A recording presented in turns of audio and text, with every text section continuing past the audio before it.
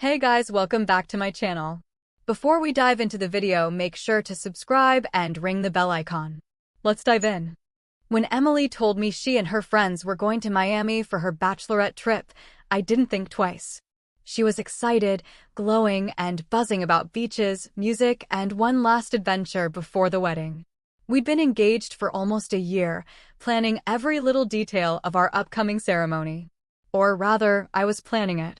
She seemed distant lately, distracted, but I chalked it up to stress. The night before she left, she kissed me quickly and said, "Don't worry, babe. I'll text you every day." I smiled, believing her. She looked me in the eye and lied without blinking. The first day was fine. She sent selfies with her friends by the pool, holding cocktails with umbrellas, captions like, "Girls just want to have sun." I laughed and replied with a heart emoji. Everything seemed normal until it wasn't. Hook 1 *, my wife blocked me during her bachelorette trip. What I did next exposed everything. The next morning, I texted her, "Good morning, beautiful." No reply. Afternoon came. Still nothing. Evening. Silence. I tried calling, but it went straight to voicemail. My chest tightened as I refreshed our chat, hoping it was just bad reception. But when I finally tried again, my screen flashed something I never expected to see. "You have been blocked." My fiancé, the woman I was days away from marrying, had blocked me during her bachelorette trip. At first, I thought it had to be a mistake. Maybe she accidentally hit something. Maybe her phone died. I convinced myself of 100 excuses because denial is easier than heartbreak. But then I checked her social media. Her friend posted a video. Emily laughing, dancing in a crowded club, a drink in one hand, and some guy's hand around her waist. She didn't look blocked there. She looked free. Too free. That's when something inside me snapped. I wasn't going to sit home wondering anymore. I was going to find out the truth, even if it destroyed me. I texted one of her bridesmaids, Hannah. We weren't close, but I knew she'd tell Emily anything I said. Perfect. My message was short and calm. "Hey, Hannah. Tell Emily I hope she's enjoying her trip. Oh, and tell her I found something interesting in her suitcase. She'll know what it is." That was it. I didn't accuse. Didn't explain. I just dropped a seed of panic and waited. Hook 2 *, I sent one message through her friend, and she unblocked me in seconds. I wasn't sure what I expected. Maybe a confused text, maybe a casual response. What I got instead nearly made me laugh through the pain. 15 minutes later, my phone started vibrating nonstop. 30 missed calls. All from Emily. Then came the messages. "What did you find? Don't touch my things. Answer me right now, please. It's not what you think." I hadn't said anything yet. Her guilt spoke louder than words ever could. I sat there watching my phone light up in the dark room, her name flashing again and again, my heart sinking with every buzz. She didn't block me anymore. Now she was desperate for me to answer. I let it ring because for once I wanted her to feel powerless.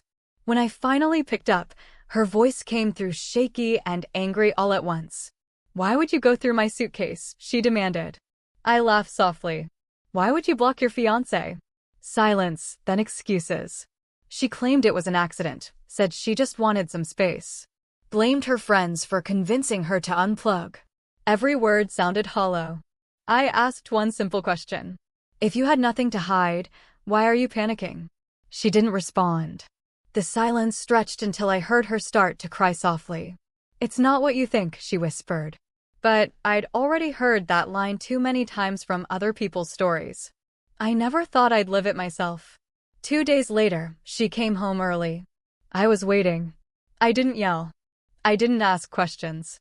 I just pointed toward the boxes by the front door. Her clothes, her things, her wedding dress bag leaning against the wall. Her face went pale. "You packed my stuff?" she asked. "No," I said. "I packed my piece." She begged me to talk, said she made a mistake, that she just wanted to have fun. Then she confessed, half crying, half shaking, that she'd met someone on that trip months before. The Miami getaway was just a cover to see him again.